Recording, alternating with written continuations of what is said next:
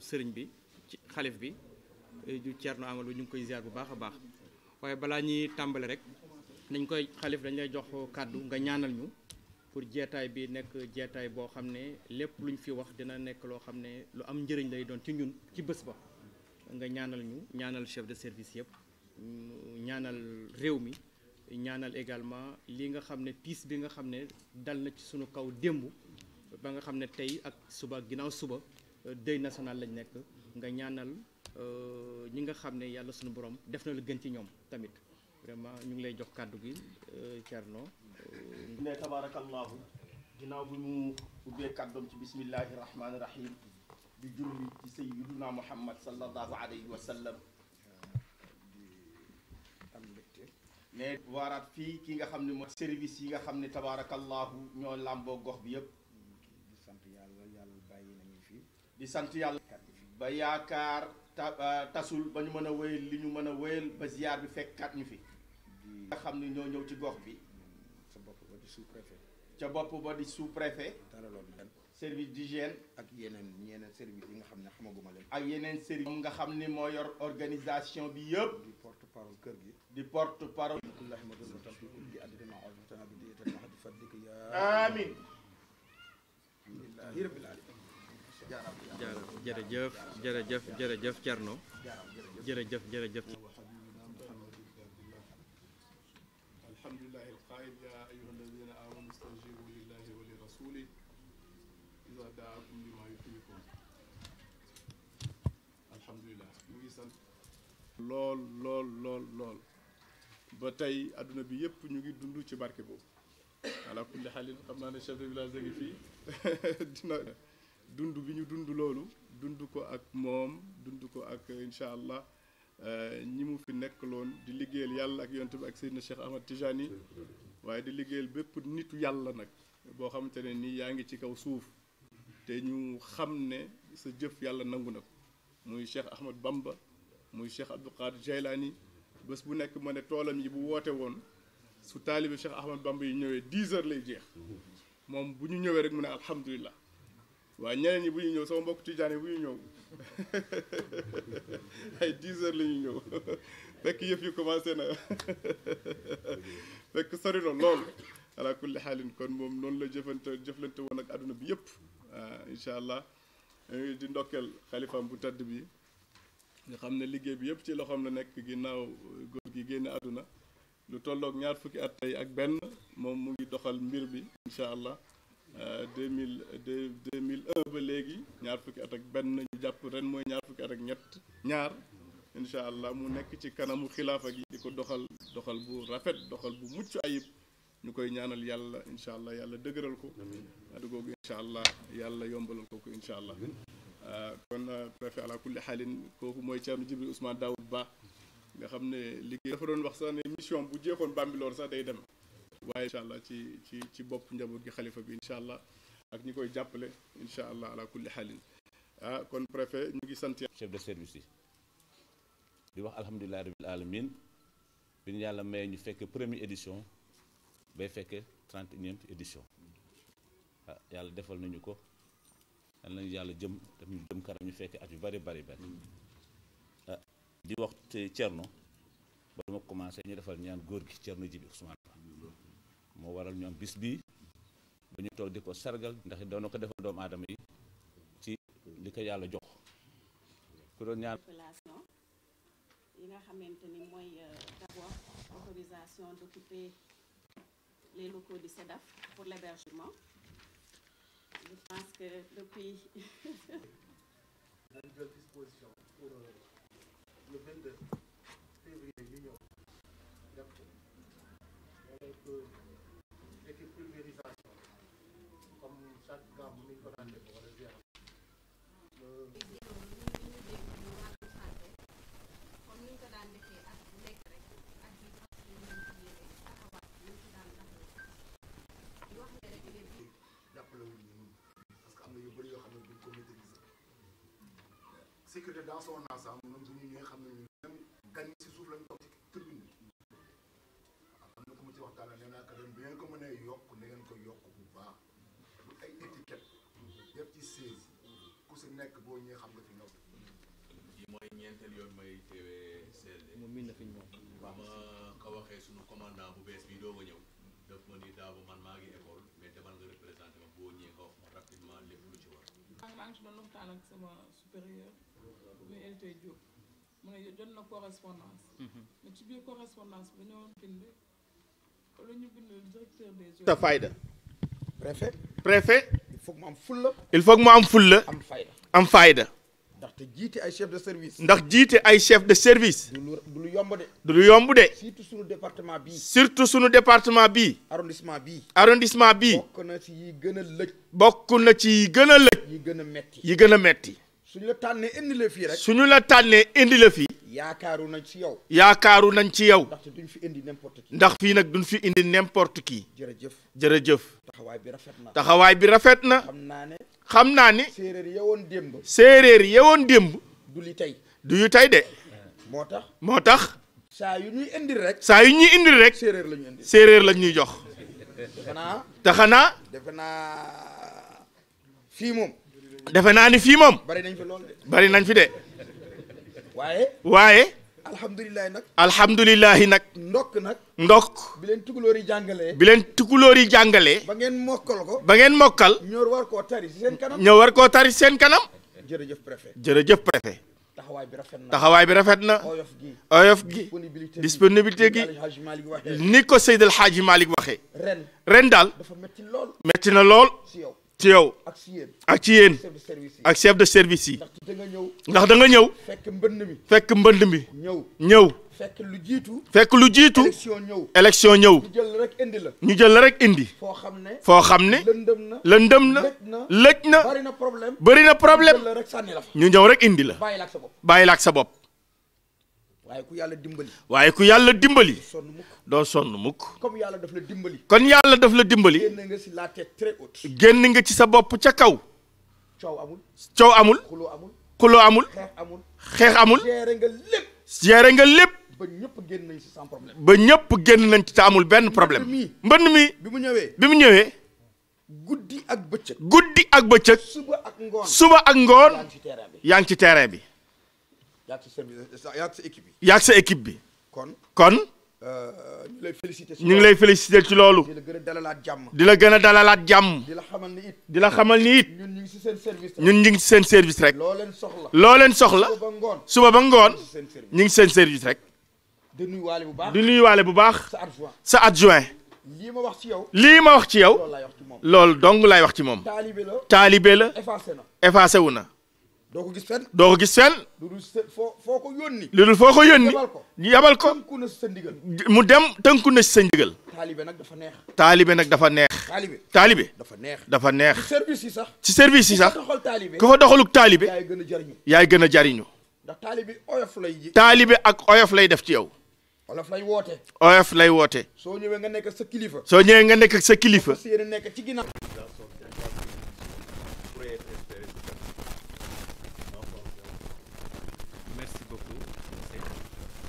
Comme vous l'avez dit, en prélude à la 31e édition de la Ziara de Feu Djibril Ousmane Ba, ce CLD a été organisé comme à l'accoutumée pour préparer l'événement. Comme vous l'avez dit, nous avions convié à cette réunion tous les chefs de service qui pourraient nous accompagner pour qu'on puisse avoir une réussite totale de cet événement.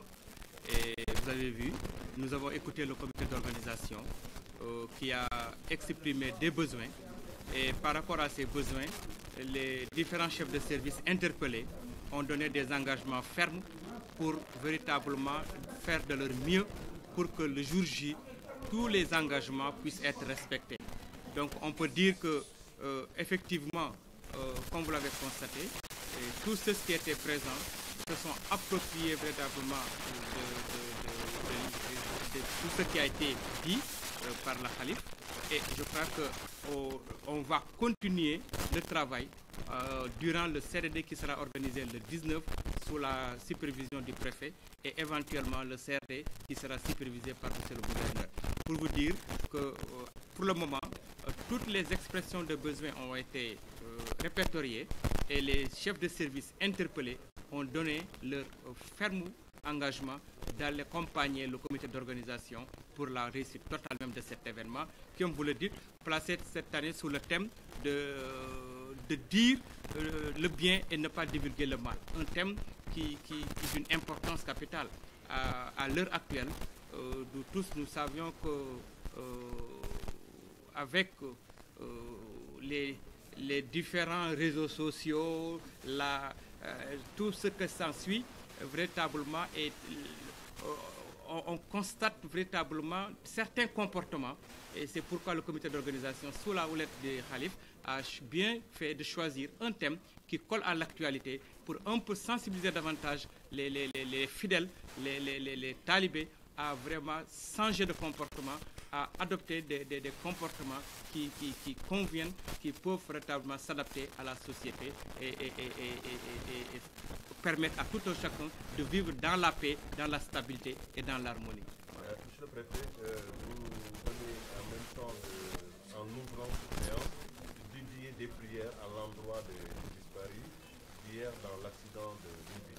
Alors, une ziara, c'est une mobilisation d'une forte communauté humaine, surtout à Bambilor. Quel est le message que vous voudrez lancer à l'endroit des populations qui vont venir non seulement faire ce déplacement, mais le message que vous voudrez lancer à l'endroit des populations dans le cadre de ces déplacements entre régions, entre villes, entre communautés?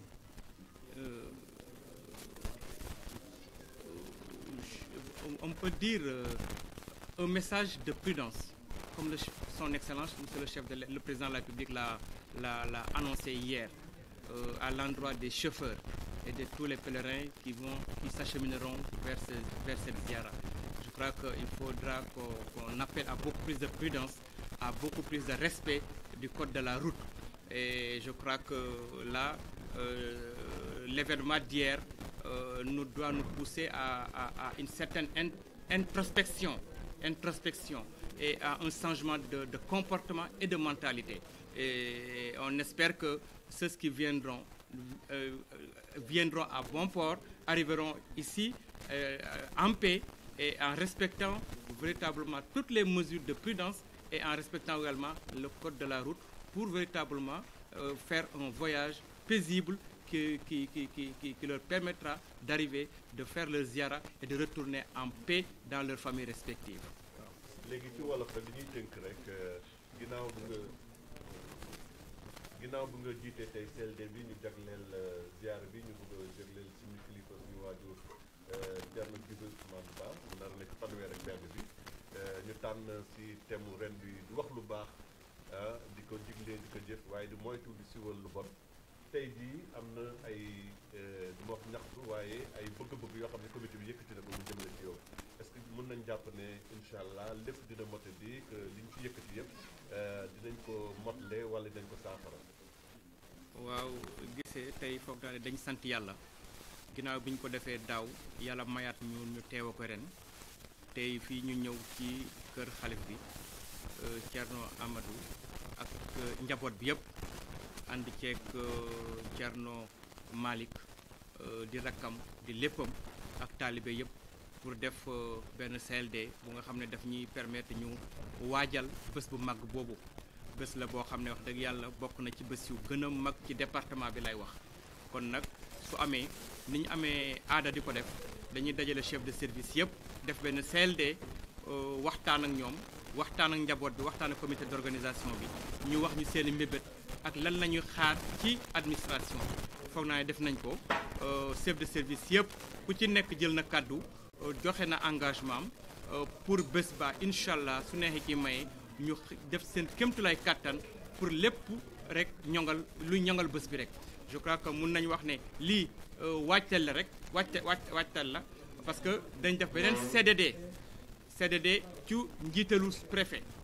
le 19 incha allah janvier bi dinañ def beneen CDD suñ paree dinañ defaat beneen CRD pour lépp rek pour toppaat yëf yi ba nga xam ne wane ne bés bi bés bu màgg la bés bi bés boo xam ne witteel administration la comme niñ ko am aada di ko def donc jàppal nañ de mën nañ leen bëral ne administration niñ doon def taxawaay bi ñu ci amoon duñ ko teggi suñ ko fuulul suñ ko yokkul duñ ci wàññi dara incha allah te loolu foog naa ne dégg ngeen chef de service yi ku ci nekk wax na pas-pasam wane na wane taxawaayam bi bu ñu war a def ci incha allah le 25 février mun naa ne avant même le 25 février ak après le 25 février te taxawaay boobu dina continuer dem ba au niveau départemental dem ba au niveau régional donc je crois que ñu ngi ciy gërëm ñu ngi ciy profité également di encore di gërëm di ñaanal sëriñ bi ak Thierno Malick ak ñi leen wër ñëpp parce que lii wax dëgg yàlla lu am solo la chaque année ñu def ko te gis nañ ne bés at bu ne day gën a yokku man ren mooy suma première année mais gis nañ ne ñëpp ñu jël kàddu wax nañ ne wax dëgg yàlla bés bi day gën di yokku kon nag bés suy gën a yokku matuwaay yi taxawaay bi daa war a gën a yokku te incha allah dinañ ko taxawee dinañ ko jëfee ba nga xam ne borom bés bi muy Thierno Djibril yàlla yokk leeram taaf ñu ci barkeem mérité na ko te foog naa ne ñun ñëpp nañ ci taxaw pour rek war nga vraiment lu taaral bés bi lu jàppale famille bi incha allah su neexee kii may. voilà merci balaa ñu lay bàyyi rek am xeexoo bu tiis boo xam ne dam na askan bi ziara dafay laajte mobilisation bu bëri parce que ni nga ko waxee ziara bi léegi international nit ñi bëri ñu ñëw soo amoon dénkaane bu ñuy jox askan bi pour ñëw fii waaye tamit seen dem ak dikk bi ci réew mi lan lay doon surtout rawatina si tali. ginnaaw bi ñu jàllee ñi nga xam ne yàlla def na li gën di ñaanal ñi nga xam ne aussi ñi ngi tëdd ci lali hôpital yi yàlla fëgg seen bopp ñu jóg message bi rek mooy message yu chef de l'État bi mu def démb maanaam message yu prudence ak message yu dëgg yàlla ñu changé waat comportement yi changé waat taxawaay bi surtout ci yoon yi donc ñaan yàlla ñi nga xam ne war na ñëw incha allah yàlla indi leen ci jàmm dellowaat leen ci jàmm ci seen i njaboot boobaa nag ñu ngi leen di ñaax rek ñu gën a respecter code de la route muy chauffeur yi parce que ñu xam ne ay nit lañu yëpp dañoo ñëw pour sàkku si ñaan pour delloowaat ci seen i njaboot donc message de prudence message vraiment ak respect code de la route mais également message bu nga xam ne képp kuy force de défense et de sécurité taxawal na la pour def contrôle bi war nga bàyyi ko mu def contrôle boobu nga bàyyi ko mu def contrôle bi parce que loolu soo asi am na solo parce que ñooñu dañ leen teg ci yoon bi pour ñu def seen i contrôle pour rek aar askan bi donc je crois que ñu ngi ñaanal ñëpp ñëw ak jàmm delloo ak jàmm ñu fekkee waat ay déwéni ay ati incha allah merci beaucoup. merci préfet pour sama gars yi rek nee nga présenté wu on a oublié état boobu parce que ay. waaw Mamadou Diouf sous-préfet de l'arrondissement de Sangalkam. voilà merci. merci beaucoup. alhamdulilah rabbil alamin macha allah merci beaucoup ala kulli xalin.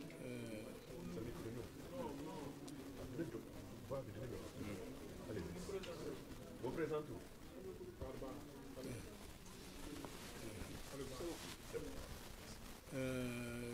Tout d'abord, permettez-moi de rendre grâce à Allah subhanahu wa ta'ala qui nous a permis d'être ici aujourd'hui et de participer à ce CLD avec le préfet et le sous-préfet de l'arrondissement de Sangalkam, M. Mamadou Diouf, en présence du khalife de la famille de Thierno Djibril Ousmane Daoud Ba, Thierno Ahmed Thierno Djibril Ousmane Daoud Ba. Ala kulli halin, c'est une occasion comme je l'ai dit à l'entame, de rendre grâce à Allah subhanahu wa ta'ala. C'est une occasion aussi pour nous, la famille, le khalife au sommet, de présenter aussi nos condoléances à la kulli halin, au peuple sénégalais, mais au sommet, le président de la République, M. Macky Sall, à la suite de l'accident macabre qui s'est produit hier à Kaffrine. Nous demandons à Allah subhanahu wa ta'ala de les accueillir dans son Firdaus, Inch'Allah, ainsi que tous les shahids et ainsi que tous les gens qui nous ont précédés, Inch'Allah. Le thème de cette année, comme vous l'avez dit, c'est dire le bien et ne pas divulguer le mal. C'est un sacerdoce dans l'islam. Allah subhanahu wa ta'ala, à travers le prophète sallallahu alayhi wa sallam, il nous a incité vraiment à la divinité. Il nous a incité à l'adoration d'Allah subhanahu wa ta'ala. Mais pour adorer Allah subhanahu wa ta'ala, il y a des étapes.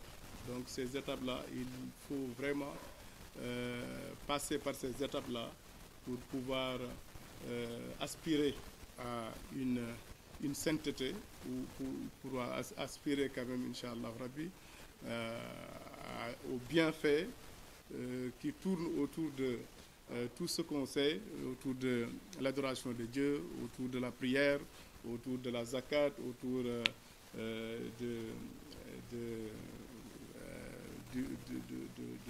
du jeûne, le ramadan, à la kulli hal. Donc, il est évident que si une personne, d'après le prophète sallallahu alayhi wa sallam, si une personne veut vraiment atteindre le sommet divin, il faut qu'il ait cette force-là, la force de dire du bien. Même le prophète sallallahu alayhi wa sallam, il a dit min husni islamil mar'i tarkuhu ma la ya'nihi. Pour être un vrai musulman, il faut vraiment, il ne faut pas se soucier de ce qui ne te regarde pas.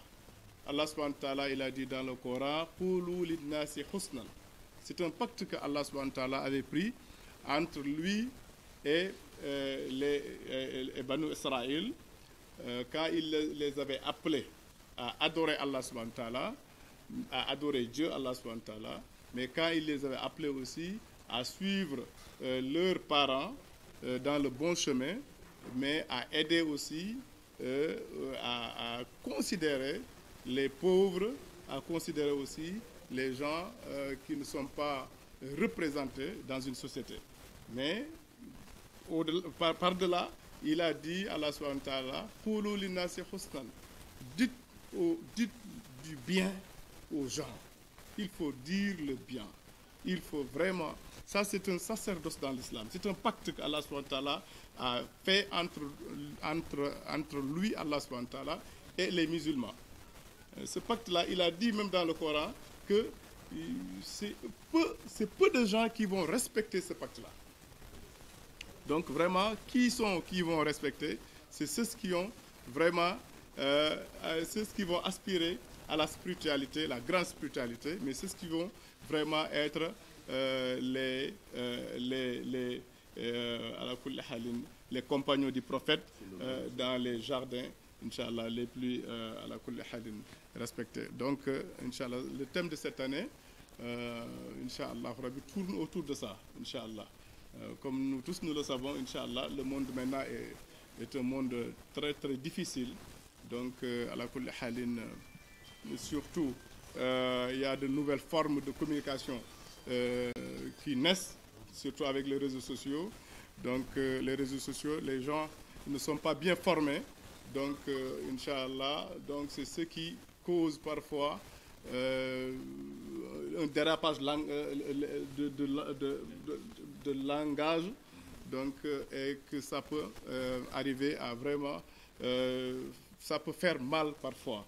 Donc, parfois, je regarde même le libellé. Les gens, YouTube, quand tu rentres dans YouTube, le libellé, ce que les gens mettent les titres, mais vraiment, c'est des gens qui ne comprennent rien du tout. Même pour mettre un bon... ils font vraiment des fautes graves sur les titres. Donc, ce qui veut dire que ces gens-là, c'est des gens qui ne sont pas bien formés. Donc, voilà. Donc, nous, notre rôle, c'est d'exhorter les gens et de leur faire dire du bien, Inch'Allah Rabbi. Et voilà. Et si cette mission nous réussit, c'est une mission, c'est toute une vie qui a réussi. Donc, Inch'Allah Rabbi. C'est pour cela que le Khalif cette année a voulu, Inch'Allah Rabbi,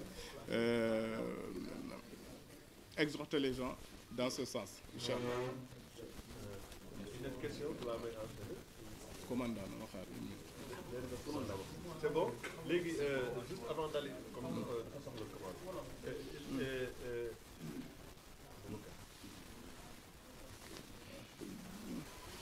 Il faut qu'il y ait plus de discipline et plus d'organisation. Donc, moi, je pense que il y a... Allô?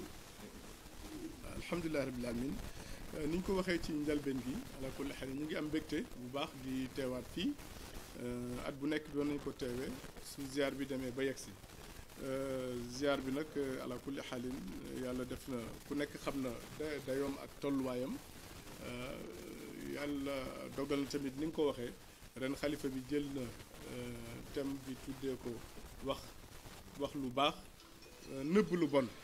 wax naa sànq ci njalbeen gi ne yonent bi sallallahu alayhi wasallam sax wax na ne loolu ci lislaam la bokk yonent bi sallallahu alayhi wasallam nee na bu nit ki bëggee nekk jullit dëgg-dëgg dafay wax loo xamante ne nii mooy yoonam lu nekkul yoonam mu bàyyi ko min xusni islaamil mar'i tarkuhu ma la yaanihi lépp lu nekkul sa yoon lépp loo xamante ne nii safaan la nga oytu ko yonent bi sallallahu alayhi wasallam loolu la wax su fekkee bëgg nga nekk jullit ala kulli xalin yàlla ci boppam dafa jël benn pacte misaaq la ko tuddee ci alquran pacte la diggante bi ak nit ñi mooy xuulu linnaasi xusnan lu jiitu loolu moog banu israil nga xamante ne israila lépp lu yàlla am ci yonent israil la ñu génne sauf yonent bi sallallahu alayhi wasallam ak isa alayhi salaatu wassalaam ñaari yonent yi rek ñoo bokkul ci banu israil waaye lépp 124 000 yonent yi ngay dégg yépp ci banu israil la ñu jóge yonent bi yàlla jël ak ñoom pacte ne leen